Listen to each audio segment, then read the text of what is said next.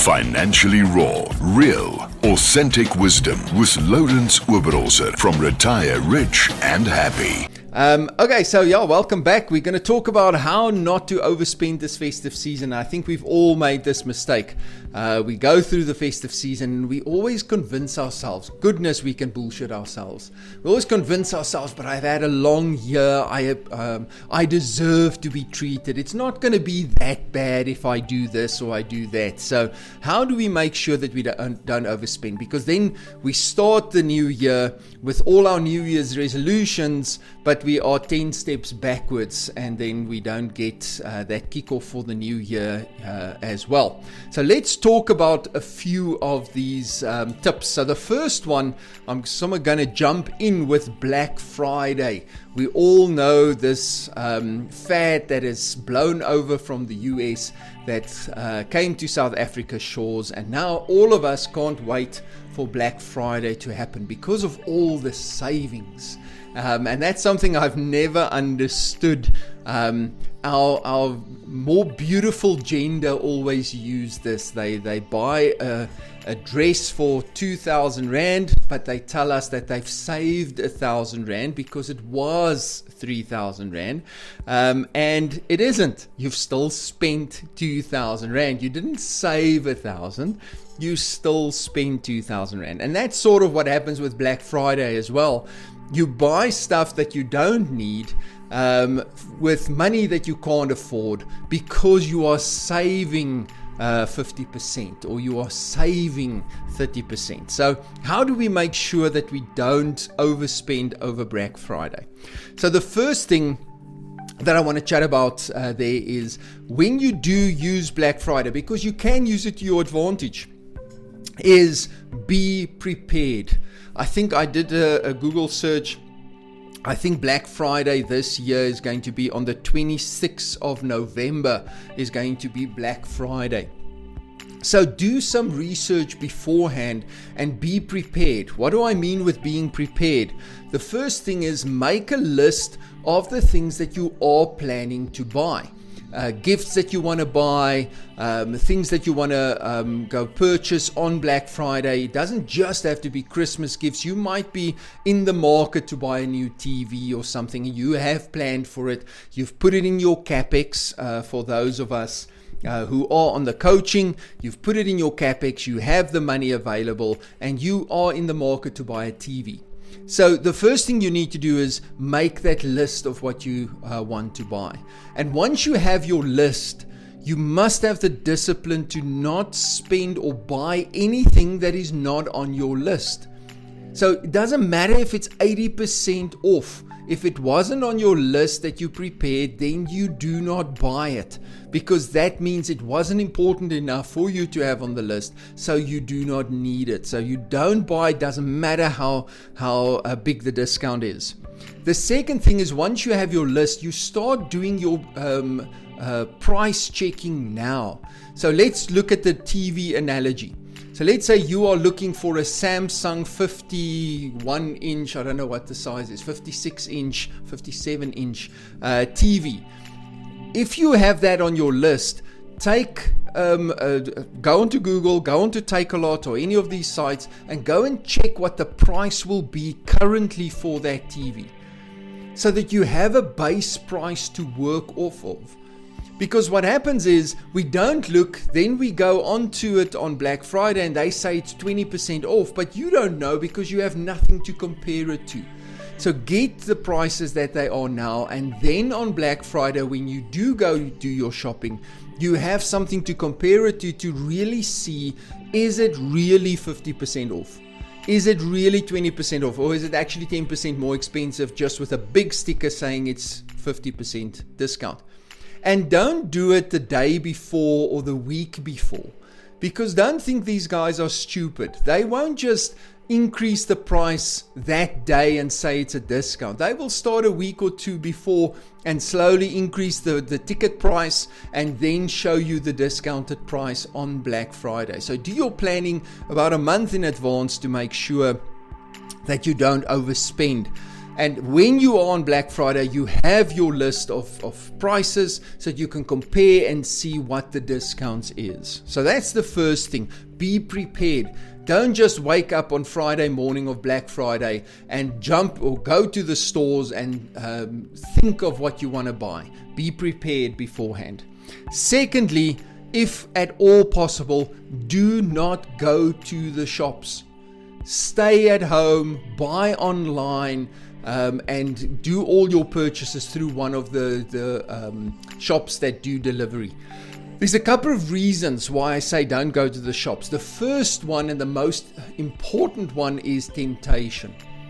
Guys, we get wound up very quickly, especially when we're around a lot of other people that are excited. So you walk into the store, there's a television or a microwave on discount for 80%. You see there's only one left because all the others have been bought. And what do? The temptation goes, everybody's bought one. I'm going to miss out, because our fear of loss is very big, or our fear of missing out is very big. So we get caught up in that, and then we buy stuff that we don't need. So don't go to the shops. If you're in an online store, it is much easier to stay focused, because you search what you have on your list, check the prices, and order if you want to order.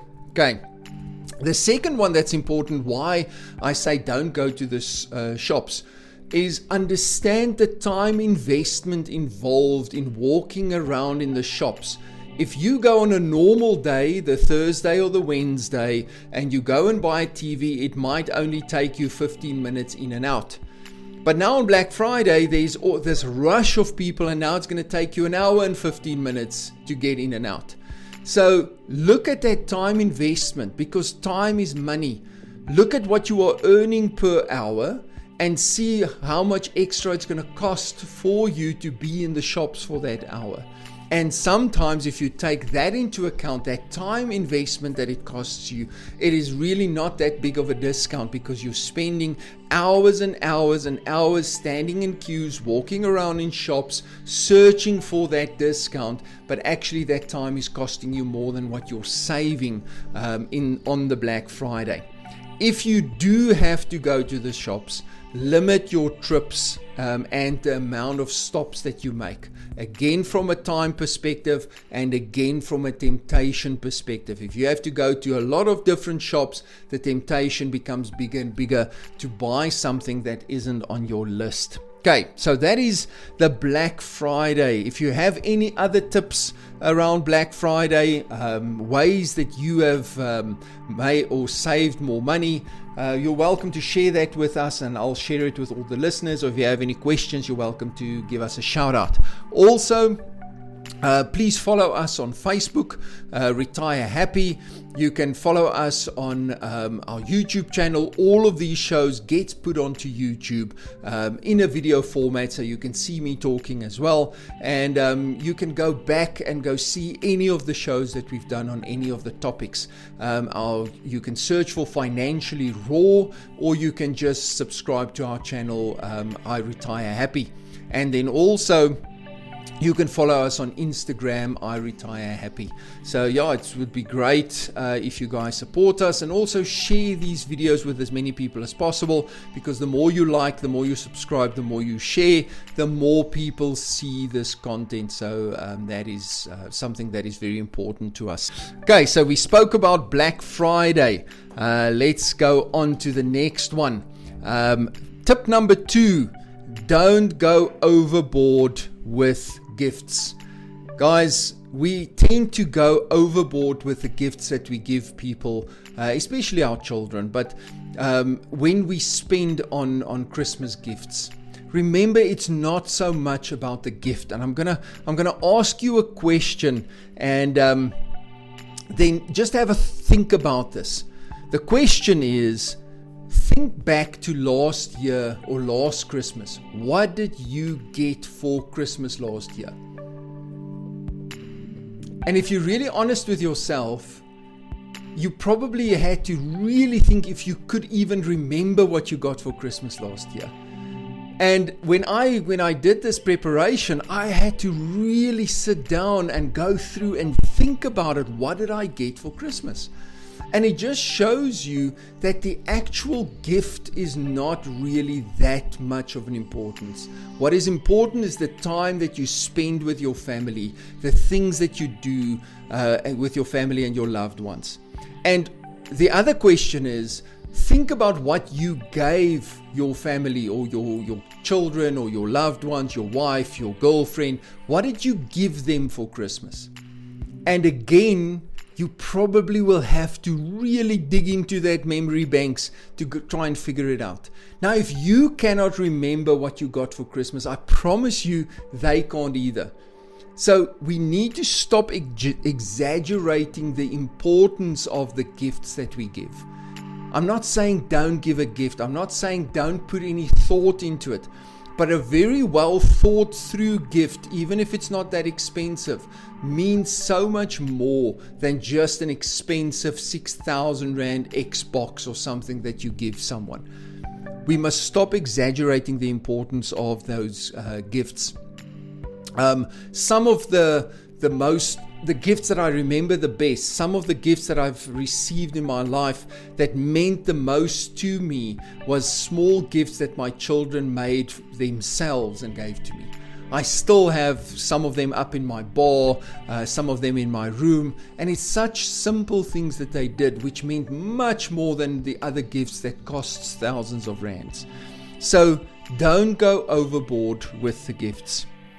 What we must understand is you have to spend time, rather create quality time and quality moments and quality experiences with your family, and that doesn't cost that much. Okay, the next one. This is something that I've been doing for quite a few years already, and I do share it with a lot of people. So if you are one of our students, you've probably heard this tip. We as South Africans are insane about loyalty points. We have loyalty points and loyalty cards for every store you can almost think of. If I walk into a store and they ask me, do you have a spa card or a whatever card, I want to jump through the roof, because we have these cards for every freaking store. We look at our wallets and it's packed this thick, and there's no credit cards or bank cards. It's all loyalty cards. But what do we do with these loyalty points that we earn? We tend to get to the till, and the lady sitting at the till, she rings it up and she says, all right, you've got 120 Rands worth of loyalty points. Would you like to use them? And on the spur of the moment, you go, yeah, let's use it. And you walk out and it doesn't mean anything because there's no value to it. You just used it up throughout the year. So what I've been doing for the last probably 4 to 5 years is all of my loyalty points I bank during the year. I never ever use those loyalty points during the year.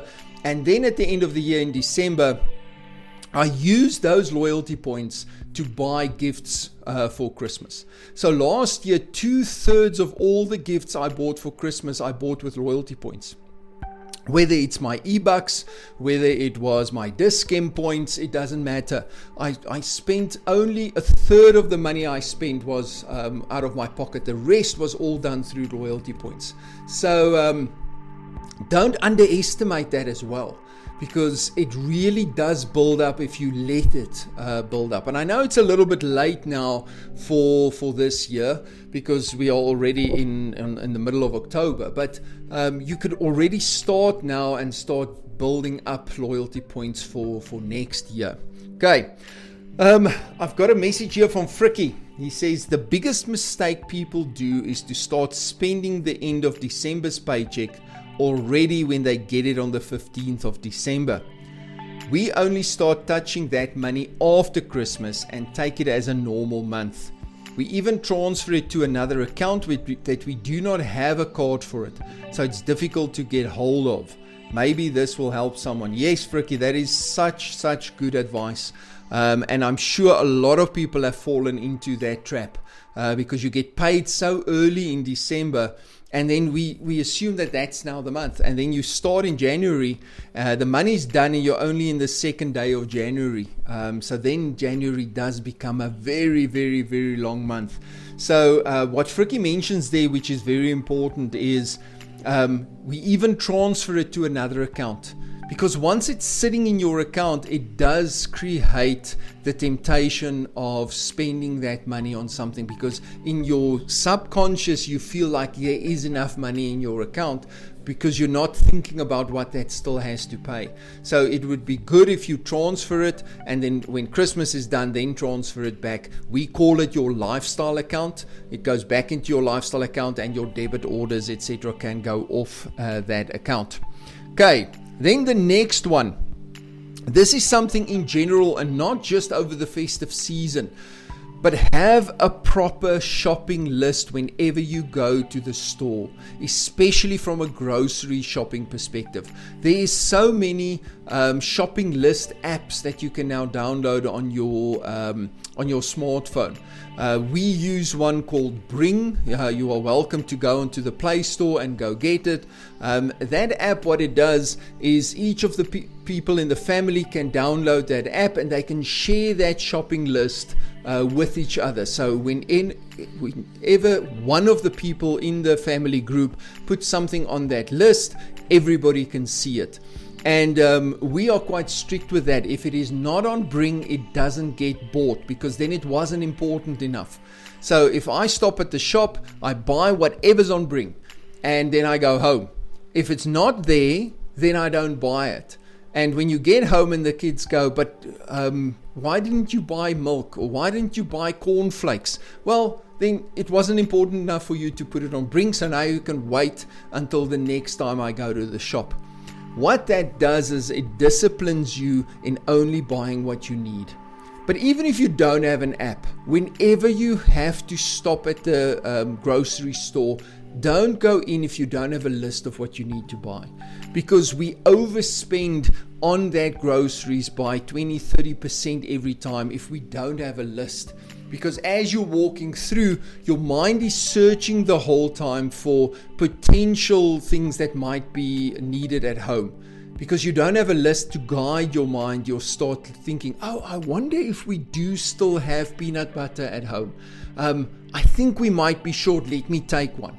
Or let me take some coffee, or whatever the case may be. And then you walk out and you've overspent by 20-30%. So have a shopping list whenever you go, and ideally get a shopping list app like Bring, where everybody can work together on that shopping list, and be strict with it. The first couple of times they get upset and they feel it's unfair, but once they get into the habit, it becomes such a useful tool for us to use. A message from Warren. So he says, hi Lawrence, on loyalty points, would it not be better using as you earn, offsetting your normal spend, and thus being able to save that offset, letting it work for you throughout the year? So Warren, so the thing with that is, yes, if you are creating enough loyalty points that it will make a difference, and you have a proper system in place, like, you are one of our students, so you understand the whole cash flow management system. So if you do save 200 Rand, that money is going to work for you. Most people, if they spend that 200 Rand, they're not going to make that extra cash flow work for them. They're just going to spend it on something else because they don't have that proper system. The second thing, it's also personal choice. For me, I'd like to save it because it just makes my December so much easier. Remember, I'm an entrepreneur. I work for myself, so there's no 13th check, no bonus for me. So I make that almost as part of my capex rather than a monthly savings, if that makes sense. The second part of that, he says, also on the loyalty cards, there's an app called Store Card, STOCARD, Store Card. Yeah, so I have that app. It is a great one. If you don't know about it, it's a free app which you can virtually carry all your cards and scan your phone at the till point. It also makes you aware of what points you have in one place. And in COVID times, it is one less point of contact as well. Yes. So guys, if you just go to the Play Store, put in store card, STO, not store, STO card, and you can download that, and you can take a picture of your card and you put in the number, and it will give them a barcode that they can scan. The only frustrating thing about that is you get to certain stores and they look at you with this blank stare that they do not understand what you are trying to give them. So some of the stores, it's quite easy. You just go quick and it scans it. Other ones, they now have to put in a 25-digit code, and then it takes them 4 times to get the digits right. But it does make it easier to carry around, and like Warren says, it's one less point of contact because you can hold your phone. You don't have to hand the card, get the card back, and people touch your card, etc., etc. Okay. And then another message, it says, bring sounds awesome.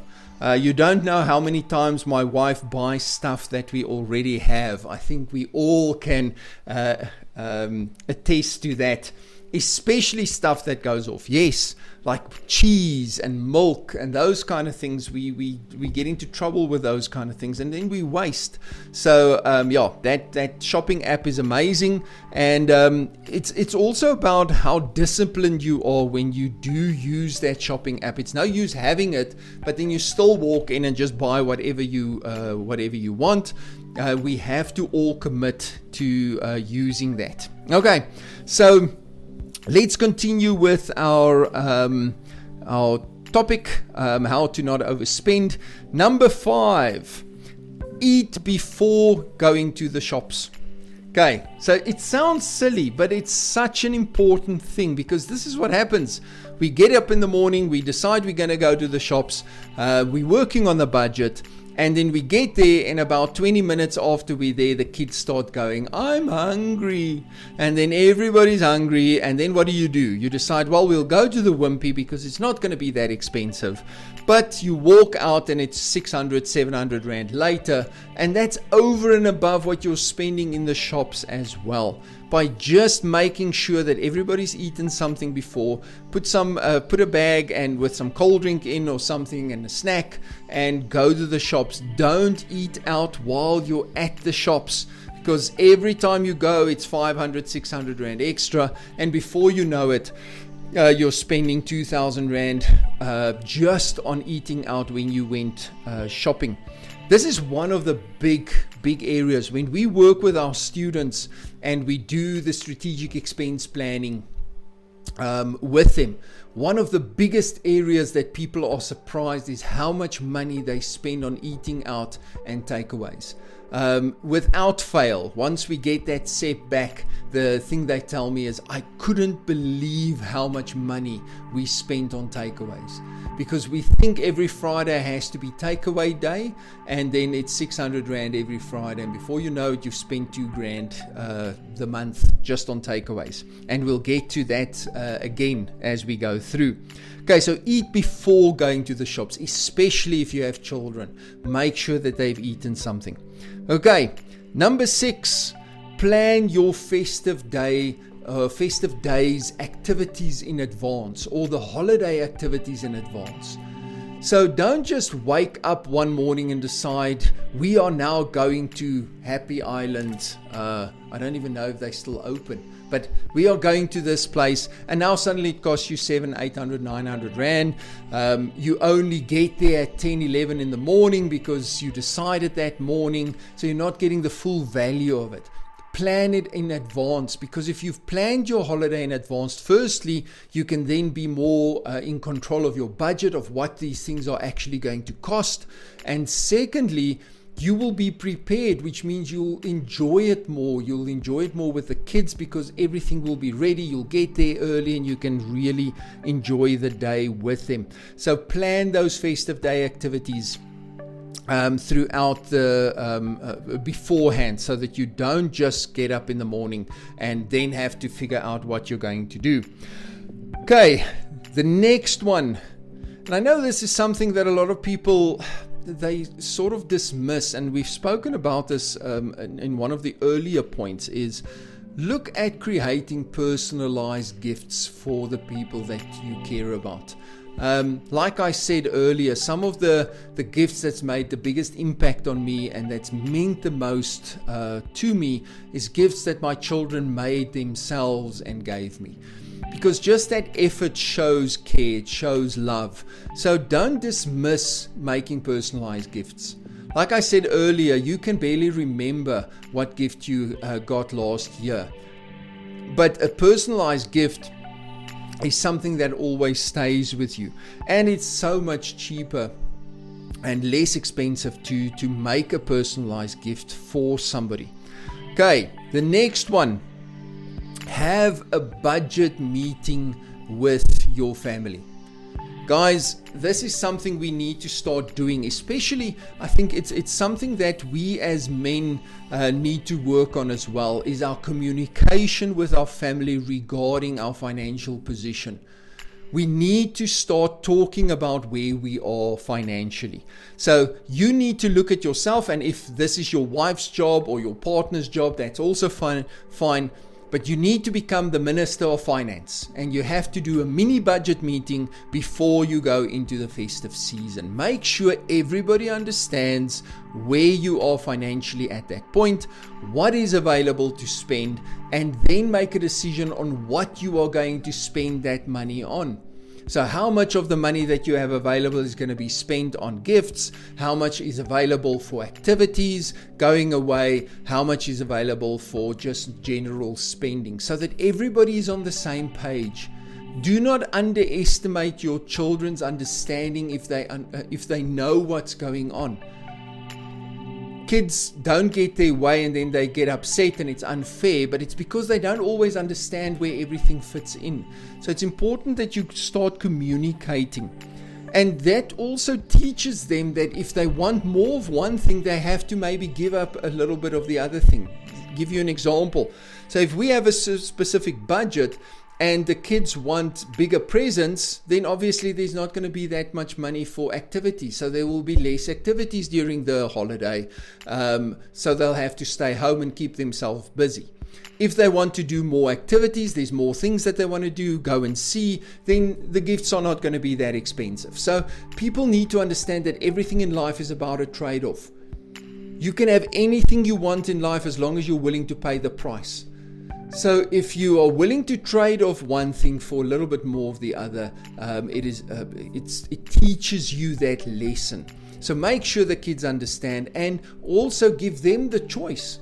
I mean, because if they made the choice, then it's so much easier when you don't go out every single day to some holiday resort or some water park for them to understand why you are not doing it. So that budget meeting is very, very important. Okay, so let's look at number 9. Plan your year in advance. And I know we are now getting to November, so it's sort of why tell me this now? But we always have next year. So plan your year in advance. And so if you're part of the coaching, we teach you how to plan your CapEx expenditure so that you have that money available, so that you are planned up front. You need to become proactive and not just reactive. So plan your year in advance. If you can decide what you want, who you want to buy gifts for, and every month buy one gift for every person, then by you get to December, you don't have any gifts to buy. So look at that, look at your year in advance and plan everything. Put some money aside every month so that you do have money available for activities and things over December. Okay, so we have another question. What would you recommend for cash given to kids at Christmas?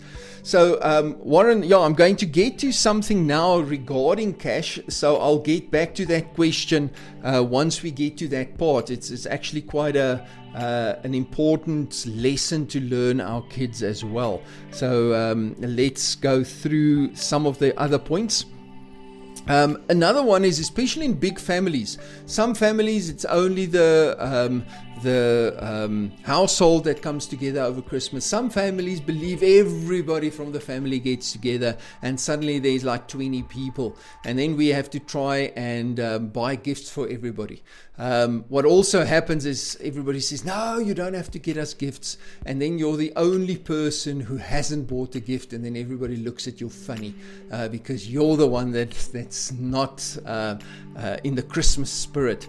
So this is an oldie but a goodie. If you have a big family, if you have a group of people, use the Secret Santa principle and just get everybody's name in a hat. Everybody pulls a name. Nobody knows who's getting the gift for whoever. Put a cap on it, and then you only buy a gift for one person. Everybody gets something for Christmas, and everybody's have a cap so that there's no overspending. So that's always a good one. Okay, number 11, and this is a challenge, guys.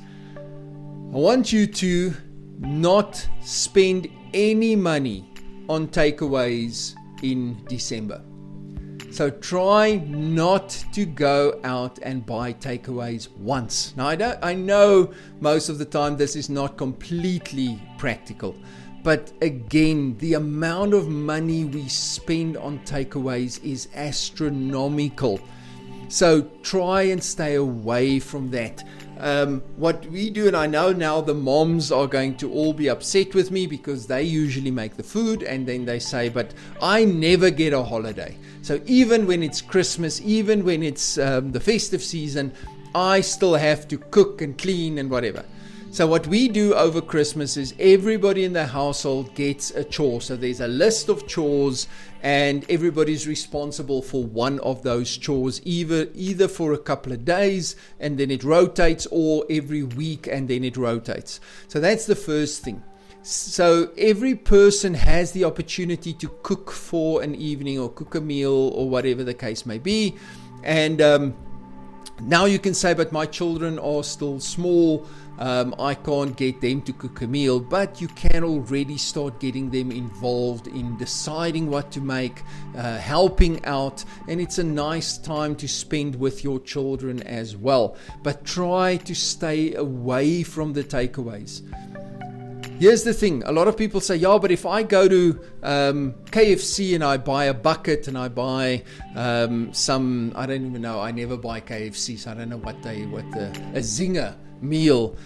For my family, it's going to cost 300 Rand. And if I go to Checkers and buy 300 Rand of food for dinner, it's going to cost me more than 300 Rand. But what they don't take into account is when that KFC is done, it's done. It's one meal and that's it. There's no more food. You buy 300 Rand for one meal. When you buy 300 Rand's worth of groceries for a meal, you might have some of that ingredients left, or not might, you will definitely have ingredients left you can use for another meal. You'll have leftovers that you can eat the next day as well with that 300 Rand. So it's not just that meal and it's done. You buy ingredients like you'll buy butter, and that butter will last you for a week or 2 weeks.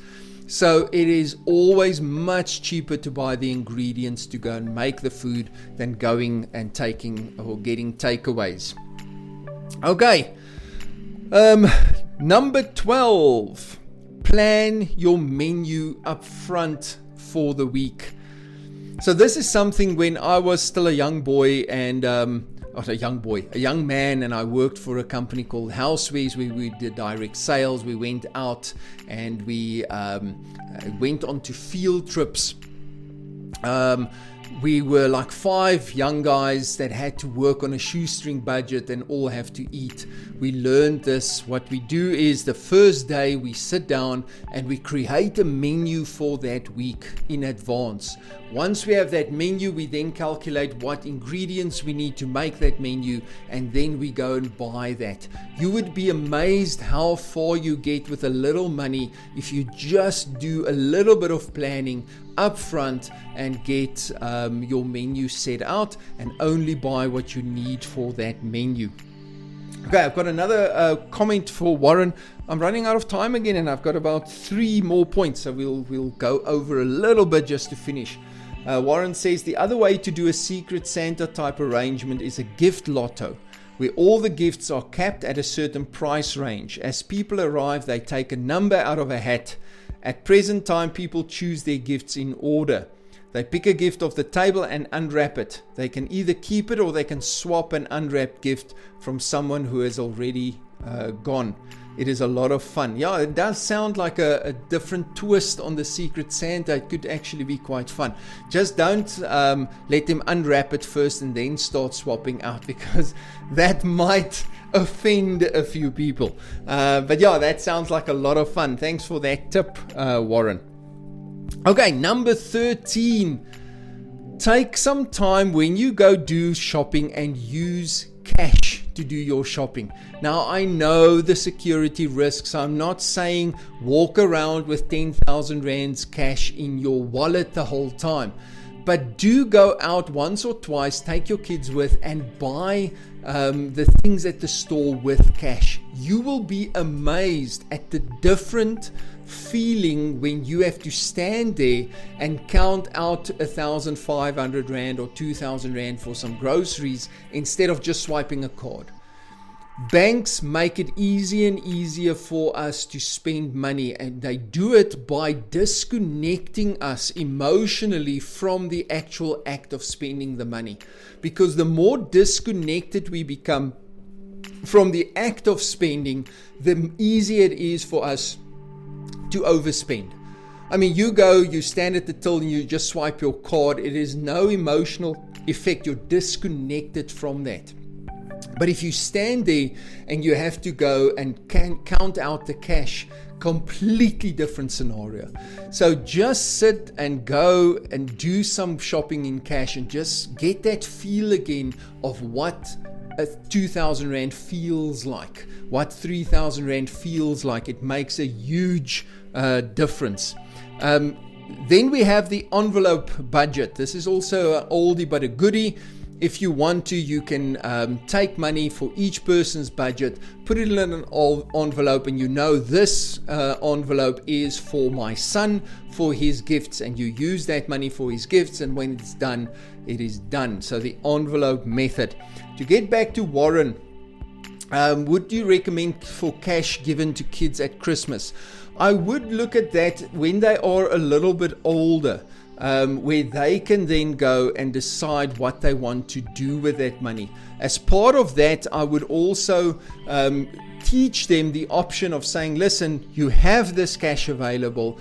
What we would suggest is you take a portion of that money to spend. So you're going to buy a gift, you're going to do with it whatever you want. A portion of that you want to save, and a portion you want to give, take and use it for gifts for somebody else. So you give your kids a sort of a mini budget exercise, learning experience, instead of just giving them the cash and they just go and waste it on whatever they feel like, because kids don't always understand the value of the things they buy. So yeah, with a little bit of guidance, it can be a very great learning experience. But like I said, teach them to take that money, take a portion of that for spending, take a portion of that for saving, and take a portion of that for giving. So buying gifts for others, for example. Okay. Last one. So again, this is something that not everybody would do, but if you do your mini budget with your family and everybody has a budget for their gifts, you can also use Bring to create a wish list for everybody in your family. So instead of just going out and you having to do all the effort and work to find an ideal gift, you give your children, give your family members the opportunity to put 5 or 6 things on their wish list that is within that budget, and you can then go and pick one of those for them to buy. Again, it helps us to stay within that budget and not overspend over Christmas.